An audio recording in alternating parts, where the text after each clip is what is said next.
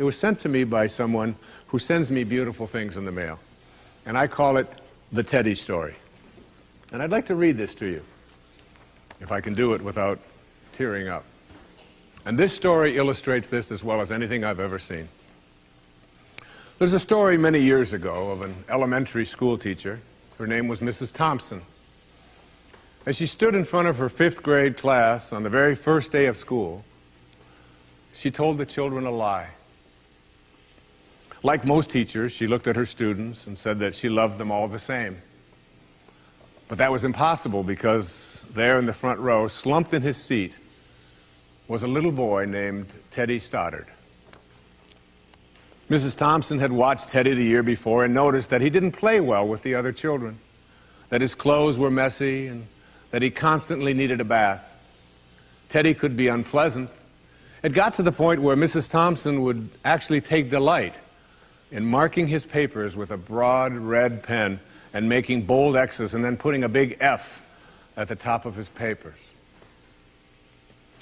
At the school where Mrs. Thompson taught, she was required to review each child's past records, and she put Teddy's off until last.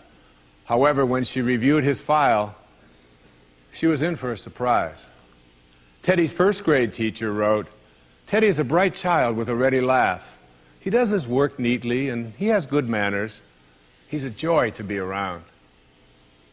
His 2nd grade teacher wrote, "Teddy's an excellent student, well liked by his classmates, but he's troubled because his mother has a terminal illness and life at home must be a struggle." His 3rd grade teacher wrote, "His mother's death has been hard on him. He tries to do his best, but his father doesn't show much interest and his home life will soon affect him if steps aren't taken." Teddy's 4th grade teacher wrote, "Teddy's withdrawn and doesn't show up much interest in school. He doesn't have many friends and sometimes he even sleeps in class." By now, Mrs. Thompson realized the problem and she was ashamed of herself.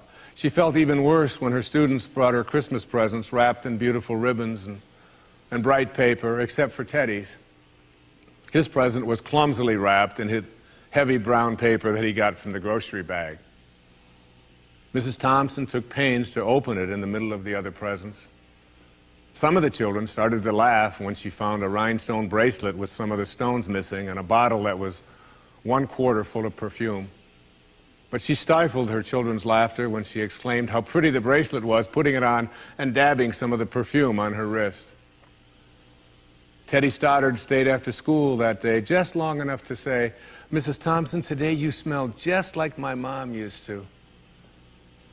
After the children left, she cried for at least an hour. On the very day, she quit teaching reading, writing, and arithmetic, and instead, she began to teach children. Mrs. Thompson paid particular attention to Teddy. As she worked with him and his mind seemed to come alive, the more she encouraged him, the faster he responded. By the end of the year, Teddy had become one of the smartest children in the class, and despite her lie, became one of her teacher's pets. A year later, she found a note under the door from Teddy telling her that she was still the best teacher he ever had in his whole life. 6 years went by before she got another note from Teddy. He then wrote that he had finished high school 3rd in his class, and she was still the best teacher he ever had in his whole life. 4 years after that, she got another letter saying that while things had been tough at times, he stayed in school and stuck with it and would soon graduate from college with the highest of honors.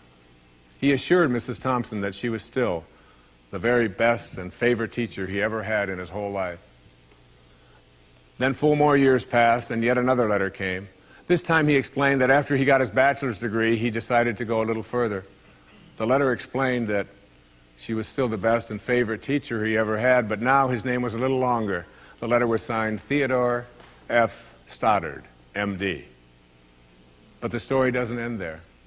You see, there was yet another letter that spring. Teddy said he'd met this girl and was going to be married. He explained that his father had died a couple of years ago, and he was wondering if Mrs. Thompson might agree to sit in the place at the wedding that was usually reserved for the mother of the groom. Of course, Mrs. Thompson did, and guess what? She wore that bracelet, the one with several rhinestones missing. And she made sure she was wearing the perfume that Teddy remembered his mother wearing on their last Christmas together. They hugged each other, and Dr. Stoddard whispered in Mrs. Thompson's ear, "Thank you so much for making me feel important and showing me that I could make a difference."